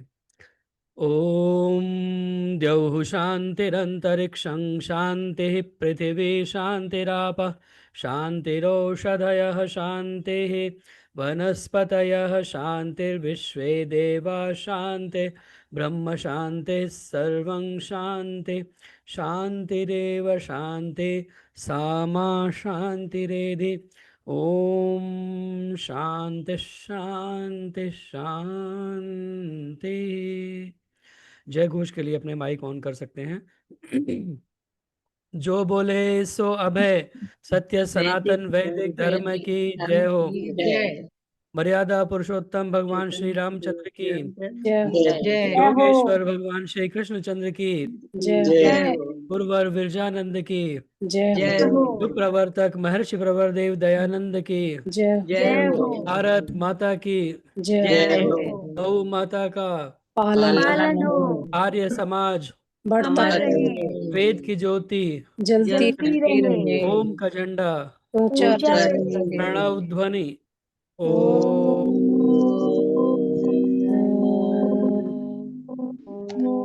वैदिक अभिवादन वैदिक सभी को अभिवादन सादर सभी को सादर सभी को सादर नमस्ते जी। नमस्ते जी। नमस्ते जी।